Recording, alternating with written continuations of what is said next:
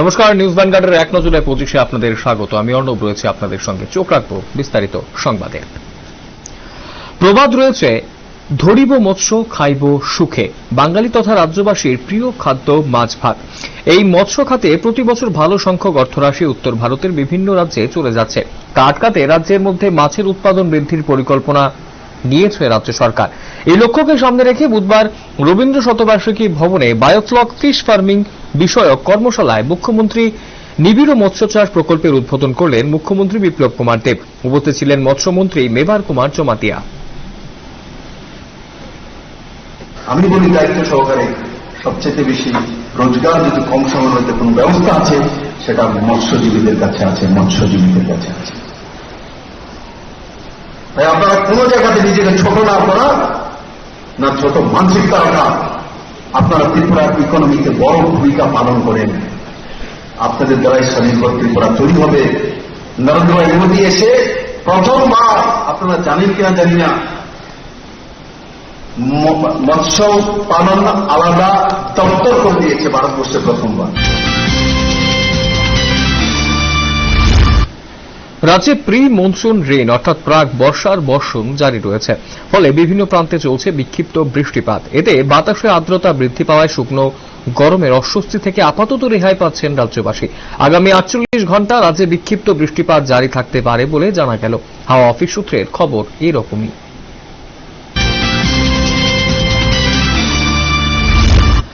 রাজ্যসভার ভোট বৃহস্পতিবার। বিধানসভার লবিতে সকাল 9টা থেকে বিকেল 4টে পর্যন্ত চলবে ভোট গ্রহণ পর্ব।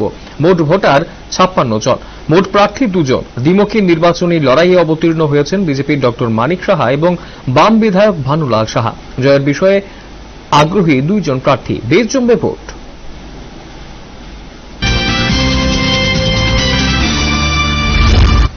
জিরানিয়া স্কুলের এক শিক্ষিকা পুষ্পাঞ্জলি ভৌমিক তার পাঞ্জাব ন্যাশনাল ব্যাংক অ্যাকাউন্ট থেকে 30,931 টাকা হ্যাক করে নিয়ে গেল হ্যাকাররা। বাধ্য হয়ে আগরতলা পশ্চিম থানায় এফআইআর করলেন এই শিক্ষিকা। সংবাদ মাধ্যমের মুখোমুখি হয়ে পুরো বিষয়টি তুলে ধরলেন তিনি। এই শিক্ষিকার বাড়ি জয়নগর এলাকায়। আমার অ্যাকাউন্ট থেকে আজকে প্রায় 30,931 টাকা বিদাত হয়েছে, যেটাকে আমি করছি। সকালবেলা 28,000 টাকা দিতে দিয়েছি, আর এর আগে বাকি টাকাটা আসছিল। আজকে দুপুর নাগাদ 2:30 নাগাদ পুরোটা টাকাই বিদাত হয়েছে। 0.4 ব্যালেন্স শুধু আছে, টাকা ব্যালেন্স কোনো টাকাই নেই। পিএনবি ব্যাংকে, Punjab national bank, Bartala bank. আপনি কি কোন স্কুলের হ্যাঁ, আমি স্কুলে আছি, প্রাইভেট স্কুলে। কোন স্কুল?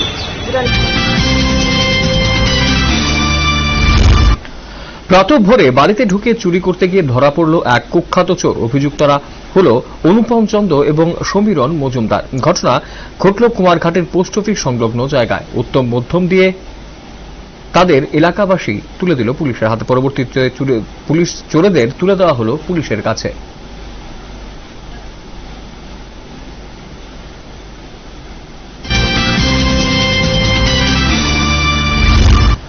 ফের ভর দুপুরে প্রকাশ্য দিবালোকে ছিনতাইয়ের ঘটনা ঘটল মালদার ইংরেজ বাজার শহরে।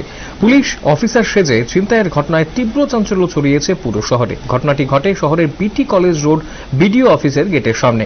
নকল পুলিশ অফিসার সেজে কায়দা করে তপনবাবুর সোনার আংটি ও পাঞ্জাবির বোতাম নিয়ে পালালো ছিনতাইবাজরা। তদন্তে পুলিশ।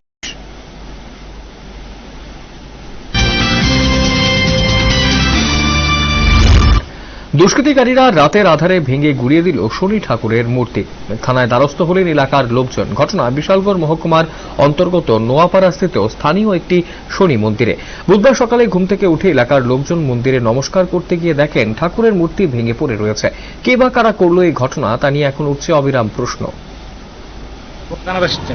গতকাল রাত্রে আমাদের স্থায়ী একটা শনি মন্দির নোয়াপাড়া গ্রামের ব্রিজ লগ্ন, এখানে শনি মন্দিরের মাথাটা কে বা কাহারা আমরা পাইছি রাতে আধারে। এখন আমরা সবাই মিলে থানার মধ্যে আমরা দাঁড়িয়েছি। ত্রিপুরাকে এইচআইভি এইডস ড্রাগস মুক্ত করতে হলে সমাজের সকল অংশের মানুষকে সহযোগিতা করতে হবে। সকলের প্রচেষ্টায় ত্রিপুরা এইচআইভি এইডস এবং ড্রাগস থেকে চিরতরে মুক্ত হতে পারবে। ভগৎ সিং যুব আবাসে একটি অনুষ্ঠানে এই কথা বললেন তথ্য ও সংস্কৃতি দপ্তরের মন্ত্রী সুশান্ত চৌধুরী। এইচআইভি এবং আমাদের ড্রাগ নিয়ে কিভাবে আমরা ত্রিপুরা রাজ্যকে এইচআইভি এবং ড্রাগ থেকে নির্মূল করতে পারি সে বিষয়ে আমাদের প্রত্যেকে চিন্তা ভাবনা। কেন্দ্রীয় সরকারি কর্মচারীদের মহার্ঘ ভাতা বাড়ানোর সিদ্ধান্ত নিল কেন্দ্র। বুধবার এই সিদ্ধান্তে সিলমোহর দিল কেন্দ্রীয় মন্ত্রিসভা। মহার্ঘ ভাতা 31% থেকে বেড়ে 34% হল। প্রধানমন্ত্রীর নেতৃত্বে মন্ত্রিসভার গুরুত্বপূর্ণ বৈঠকে নেওয়া হল এই সিদ্ধান্ত। কেন্দ্রের নেওয়া এই সিদ্ধান্তের বেতন বাড়বে 50 লক্ষ কেন্দ্রীয় সরকারি কর্মচারীদের। উপকৃত হবেন 65 লক্ষ পেনশন প্রাপকরাও।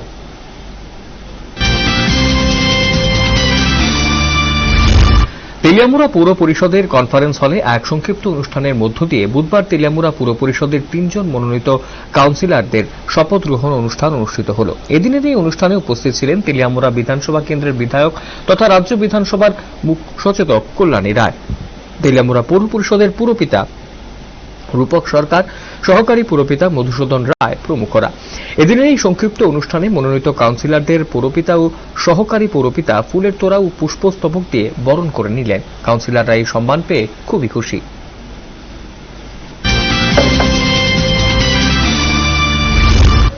সুরমা 46 নম্বর বিধানসভা কেন্দ্রের সালেমার উত্তর সিঙ্গিনালা এসবি স্কুল প্রাঙ্গণে 46 ও 47 নম্বর বুথ নিয়ে এক সম্মেলন অনুষ্ঠিত হল।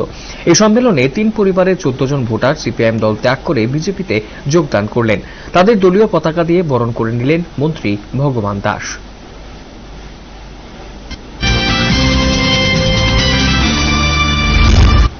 সাধারণ মানুষদের আইনি সচেতনতার লক্ষ্যে আজাদী কা অমৃত উৎসবকে কেন্দ্র করে এবং ত্রিপুরা রাজ্য লিগ্যাল সার্ভিস অথরিটির 25 বছর পূর্তি উপলক্ষে কাছালিয়া ব্লকের অন্তর্গত রবীন্দ্রনগরের অনুষ্ঠিত হল এক mega legal service camp.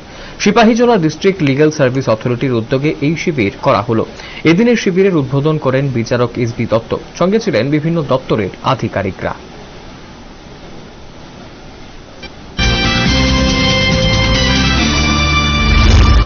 মান্দারের BJP দলীয় অফিসে আগুন লাগার ঘটনাকে কেন্দ্র করে তিপ্রামথার তরফে পশ্চিম জেলার পুলিশ সুপারের কাছে এক ডেপুটেশন দেওয়া হল। তাদের দাবি, এই ঘটনায় মথাকে অযথা কেন বদনাম করা হচ্ছে। এই ঘটনায় মথার একজনকে গ্রেপ্তার করা হয়েছে, যা একদমই ঠিক নয়। প্রকৃত দোষীদের খুঁজে বার করতেই দাবি তুলল মথা।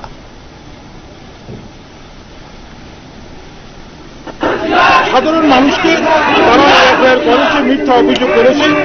আমাদের দাবি হচ্ছে অবিলম্বে এই মিথ্যা অভিযোগ এটা প্রত্যাহার করতে হবে এবং এলাকায় নিরহ ত্রিপুরা যাতে শান্তিভাবে থাকতে পারে।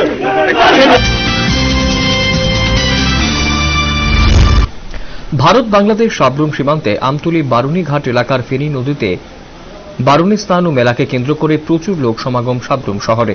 দুই দেশের লোকজনরা যাতে ফেনী নদী পার হয়ে কোনো দেশে প্রবেশ না করতে পারে তার জন্য দুই দেশের সীমান্তবর্তী এলাকায় প্রচুর পরিমাণে নিরাপত্তা রক্ষীদেরও নিয়োগ করা হল। দুই দেশের মধ্যে কথোপকথন, এরপর ফেনী নদীর মাঝে কাঁটাতার দিয়ে সীমানা নির্ধারণ করাও হল। এই বারুণী স্নানকে কেন্দ্র করে বাংলাদেশের রামগড় সীমান্তে ও ভারত সাবরুম সীমান্তে অন্যান্য বছরের ন্যায় এবছরও দুই দেশের লোকজনরাই পারাপারের আশায় প্রচুর লোক ভিড় জমালেন। তবে বিএসএফ এর পক্ষ থেকে কঠোর নিরাপত্তা ব্যবস্থা মোতায়েন করা হয়েছে। ভারতীয় সীমান্তে রয়েছে পুলিশ ও টিএসআর।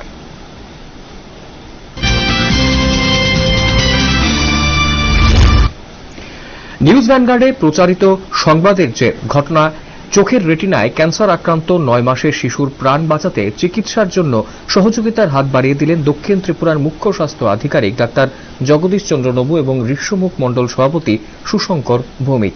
মুখ্য স্বাস্থ্য আধিকারিক এবং মণ্ডল সভাপতির এহেন উদ্যোগকে সাধুবাদ জানিয়েছেন সাধারণ জনগণ। খুব সম্ভবত আজ বুধবার তাকে আগরতলায় নিয়ে আসা হচ্ছে। কিছুদিনের মধ্যেই উন্নত চিকিৎসার জন্য শিশুপুত্রকে গুয়াহাটির শঙ্কর নেত্রালয়ে স্থানান্তরিত করা হবে। আগরতলা তো আমাদের যারা নেতৃত্ব রয়েছেন বা এমপি এমএলএ রয়েছেন, ডিপার্টমেন্ট রয়েছে আমাদের স্বাস্থ্য দপ্তরে, আমরা যোগাযোগ করে যত তাড়াতাড়ি সম্ভব এই ছেলেটা যাতে সুস্থ হতে পারে, প্রপার ট্রিটমেন্টের আওতায় যাতে তাকে নিয়ে আসা যায় তার ব্যবস্থা আমরা গ্রহণ করবো এবং চেষ্টা করবো খুব দ্রুত এই অসহায় পরিবারে এই আমাদের যে ছোট শিশু সন্তান রয়েছে প্রিয়ঞ্জিত ত্রিপুরা, সেই প্রিয়ঞ্জিত ত্রিপুরাকে আমরা সকলে মিলে সুস্থ করতে। এলাকাবাসীর হাতে আটক চোর সন্দেহে দুই যুবক। তাদের নাম বিল্লাল মিয়া ও রঞ্জিত দে।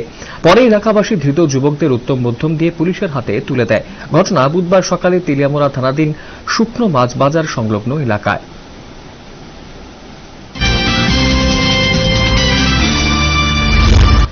দিন দিন বৃদ্ধি পাচ্ছে পেট্রোল ও ডিজেলের দাম। গত 7 ও 8 দিন ধরে একনাগাড়ে বৃদ্ধি পেয়েছে পেট্রোল ও ডিজেলের মূল্য। প্রত্যেক দিন 70 পয়সা ও 80 পয়সা করে বৃদ্ধি পাচ্ছে পেট্রোল ও ডিজেলের দাম। আমবাসা পেট্রোল পাম্পে গিয়ে দেখা গেল পেট্রোলের মূল্য বৃদ্ধি হয়ে দাঁড়িয়েছে 103 টাকা 1 পয়সা। পেট্রোল দিতে আসা যান চালক জানালেন, গত এক সপ্তাহ ধরে দিন দিন বৃদ্ধি পাচ্ছে পেট্রোলের দাম, যার ফলে অনেকটাই সমস্যার সম্মুখীন হতে যাচ্ছে যান চালকরা। পেট্রোলের দাম বৃদ্ধি পেলেও তাদের ভাড়া বৃদ্ধি করা হয়নি, যার ফলে সমস্যায় পড়তে হচ্ছে বিশেষ করে অটো চালকদের।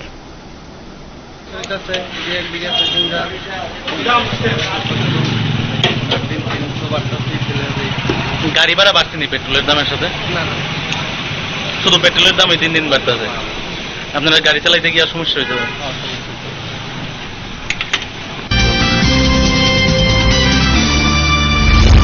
বৃহস্পতিবার থেকে সোনামুড়াতে শুরু হতে যাচ্ছে ত্রিপুরা সরকারের হস্ততাঁত হস্ত কারুকার্য কর্পোরেশন এর উদ্যোগে 5 দিন ব্যাপী জেলা হস্ততাঁত বস্ত্র মেলা। এদিন বিকেল 4টায় এই মেলার উদ্বোধন করবেন সিপাহীজলা জেলা সভাধিপতি সুপ্রিয়া দাস দত্ত। উদ্বোধনী অনুষ্ঠানকে কেন্দ্র করে চলছে জোর প্রস্তুতি। মঞ্চ থেকে শুরু করে তৈরি করা হচ্ছে বিভিন্ন ধরনের স্টল। বহির্রাজ্য থেকে বিভিন্ন ধরনের বস্ত্র নিয়ে আসবে বিক্রেতারা। প্রতিদিন থাকবে স্থানীয় এবং বহির্রাজ্যের শিল্পীদের দ্বারা সাংস্কৃতিক অনুষ্ঠান। দীর্ঘ 2 বছর যাবৎ করোনা মহামারীর জন্য সোনামুড়া মহকুমায় কোনো ধরনের মেলা সংঘটিত হয়নি। এবার এই মেলাকে কেন্দ্র করে সোনামুড়াবাসীর মধ্যে লক্ষ্য করা যাচ্ছে ব্যাপক উৎসাহ ও উদ্দীপনা। হস্ততাঁত বস্ত্র মেলা আমাদের এই সোনামুড়াতে হতে যাচ্ছে আগামী 31 তারিখ থেকে 4 তারিখ অবধি 5 দিন ব্যাপী মেলা। সেটা আমাদের রাজ্য সরকারের মাধ্যমে হস্ততাঁত মেলা হতে যাচ্ছে। তো সেটা আমরা মোটামুটি আমাদের প্রিপারেশন চলছে। সোনামুড়ার মানুষ আকাঙ্ক্ষিত এই মেলার জন্য। পশ্চিম থানার ওসির দাদাগিরি। পোস্ট অফিস চমুনিতে খাবারের দোকানগুলোতে উর্দির ভয় দেখিয়ে চলেছেন প্রতিদিন তিনি ক্ষুদ্র ব্যবসায়ীদের। দোকানদারদের প্রতিদিন পশ্চিম থানা থেকে হুমকি দেওয়া হচ্ছে তাড়াতাড়ি দোকান লাগাতে। পুলিশের এহেন ভূমিকা ঘিরে এখন উঠছে অবিরাম প্রশ্ন।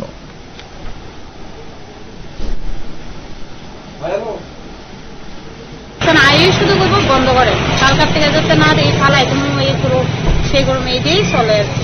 এটা কতদিন ধরে চলছে? দিনে কয় মাঝে মধ্যে আয়া কয়, কোনোদিন রেগুলার কয়, আবার কোনোদিন মাঝে মধ্যে কয়, ঠিক নাই আর কি। মানে আপনাদের কিসের দোকান এটা? খাবার দোকান। কি খাবার রাখেন আপনারা? ওই তো বিরিয়ানি আর মাংস বেশি, এটা বেশি চলে আর কি। আচ্ছা, এটা কোন জায়গা? এটা পোস্ট অফিস মানে। আচ্ছা, মানে কোন থানার দিকে আয়া কয়? লিচু বাগানে বারুণী স্নান মেলার উদ্বোধন করলেন বিধায়ক ডক্টর দিলীপ। তার সঙ্গে ছিলেন 4 নম্বর পৌর নিগমের কাউন্সিলর সুপর্ণা দেবনাথ সহ অন্যান্যরা। বহু বছর পুরনো এই পূজা। গত 2 বছর এই মেলা করা যায়নি কোভিডের কারণে। তবে এই বছর যেহেতু কোভিড একদমই নেই, তাই দারুণভাবে আয়োজন করা হলো এই বারুণী মেলার। তা তো স্বাভাবিক। মেলাটা হচ্ছে আমাদের যে কোনো মানে সামাজিক একটা মেলবন্ধন। কত মানুষ, কত তার বৈচিত্র্য, কত তার মধ্যে পার্থক্য, কিন্তু মেলাতে আসলে সবাই মিলেমিশে একাকার হয়ে যায়। তো এটাতে আমিও খুব আনন্দিত যে এরকম একটা সামাজিক মেলবন্ধনের একটা অনেক ব্যবসায়ী এসেছে, ওরা মাইকে অ্যানাউন্সমেন্ট করেছে, তাতে এসেছে, আরো যত মেলা পারবে আশা করি। রাজ্যে তরমুজ চাষে অনীহা কৃষকদের। বহির্রাজ্য থেকে আসছে তরমুজ। গ্রীষ্মকালে ফল এই তরমুজ। খুবই চাহিদা রয়েছে রাজ্যে এই ফলের। তবে বর্তমানে রাজ্যে তরমুজ চাষে সেই আগের মতো উৎসাহ নেই কৃষকদের, যার ফলে এখন পিস হিসেবে নয় কেজি দরে বিক্রি করছে তরমুজ। এগুলো রাজ্যের তরমুজের তুলনায় সেরকম সুস্বাদু নয়। এখন চলে লোকাল মাল নাই, বাইরের মাল দিয়ে আমাদের ব্যবসা হচ্ছে। রেটটা কিরকম আছে? রেট আজকের বাজার অনেক দাম। বাজার একটু ডাউন, এতদিন ভালোই ছিল কমলের বাজার। মেন কারণ হচ্ছে কি একটু রাস্তাতে বন্ধ ছিল, ওই আমপাশা কোথায় একটু জব করেছিল, তো অনেকগুলি গাড়ি একসাথে হয়ে গিয়েছে, তার জন্য একসাথে সব মন্ডিতে গাড়ি এসে পড়েছে।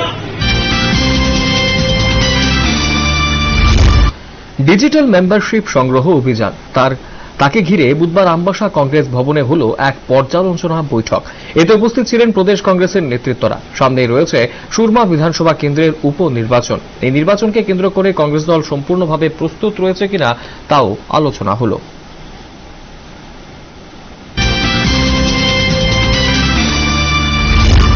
খাদ্য সচেতনতা নিয়ে খাদ্য দপ্তর ও স্বাস্থ্য দপ্তরের উদ্যোগে রাজধানীতে র্যালি অনুষ্ঠিত হল। আজাদী কা অমৃত মহোৎসবের অঙ্গ হিসেবে এই র্যালিতে মুখ্য সচিব কুমার অলোক, স্বাস্থ্য দপ্তরের প্রধান সচিব JK সিনহা সহ অন্যান্যরা অংশ নেন। র্যালিটি রাজধানীর বিভিন্ন পথ পরিক্রমা করে। फूड सेफ्टी के बारे में लोगों में अवेयरनेस होना चाहिए, जानकारी होनी चाहिए, क्योंकि जो राइट काइंड ऑफ फूड हमें खाना चाहिए और इसकी अवेयरनेस के लिए ये प्रोग्राम ऑर्गेनाइज किया जा रहा है हेल्थ डिपार्टमेंट की ओर से और फूड सेफ्टी जो अथॉरिटी है वो मिलकर FSSAI। और ये बहुत जरूरी है कि राज्य में लोगों के प्रति जागरूकता हो कि healthy food. Steel authority of ইন্ডিয়ার প্রতিনিধিরা এলেন রাজ্যে। তারা দুটো ফুটবল একাডেমি রয়েছে, যেগুলোতে বাছাই করা ফুটবলারদের প্রশিক্ষণ দেওয়া হবে ভারতীয় দলে খেলার জন্য।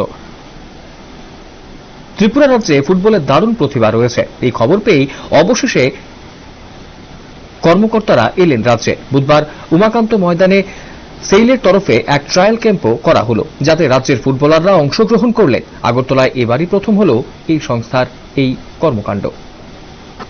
আমাদের স্টিল অথরিটির দুটো ফুটবল একাডেমি আছে, একটা আমাদের বানপুরে আছে, আরেকটি আমাদের বোকারোতে আছে। বানপুর হচ্ছে ইসকো স্টিল প্ল্যান্ট আর বোকারোতে হচ্ছে বোকারো স্টিল প্ল্যান্ট। এবং এই দুই জায়গার একাডেমির জন্য আমরা এখানে প্লেয়ার সিলেকশনের জন্য এসেছি। আমরা সারা ভারতবর্ষের সব জায়গাতেই যাই এবং নর্থ ইস্টে আমরা মণিপুর, মিজোরাম, আসাম আসি, কিন্তু আমাদের এই আগরতলায় প্রথম আসা। আমার আশা এখান থেকেও আমরা খুব ভালো প্রতিভাবান খুদের প্লেয়ার পাবো, যারা কিনা আগামী দিনে ভারতবর্ষের নাম উজ্জ্বল। গত 2 বছর হয়নি কোভিডের জন্য চৈত্র মেলা, এবার হবে। এবারই প্রথম চৈত্র মেলায় কোনো ক্ষুদ্র ব্যবসায়ীরা পুর নিগমকে টাকা দিতে হবে না, সম্পূর্ণ ফ্রি এবার তাদের জন্য এই চৈত্র মেলা, ঘোষণা করলেন পুর নিগমের মেয়র দীপক মজুমদার। আগরতলা পৌর নিগমের ইতিহাসে প্রথম হচ্ছে যে যারা এই ক্ষুদ্র ব্যবসায়ীরা এই 15 দিন ব্যবসা করবেন রাস্তার পাড়ে বসে খোলা আকাশের নিচে, তারা কোনো স্ট্রাকচার করতে পারবেন না পার্মানেন্টলি। তো তাদেরকে আমরা অন্য বছর পৌর নিগম 200 টাকা করে নিত, জায়গার বাবদ তাদেরকে দিতে হতো। তো আমরা এবার সিদ্ধান্ত নিচ্ছি না, আমরা পৌর নিগম একদিন থেকে আমরা টাকা আদায় করব, আমরা ফ্রি করে দিয়েছি। আমরা গরিব অংশ মানে যেহেতু গত 2 বছর পৌর নিগম তারা ব্যবসা করতে পারেননি, সেই কথা মাথায় রেখে তারা যাতে এবার একটু ব্যবসাটা সুন্দরভাবে করতে পারেন, তাদের রোজগার যাতে ভালো হয় সেদিকে আমরা লক্ষ্য রাখবো, এবং তারা যাতে আমাদের পৌর নিগমকে কোনো ধরনের টাকা দেয়। এখনকার মতো এক নজরে 25 এই পর্যন্তই। পরবর্তী লেটেস্ট নিউজ ও আপডেটস দেখতে শুধুমাত্র চোখ রাখবেন নিউজ ভ্যানগার্ডের পর্দায়। নমস্কার।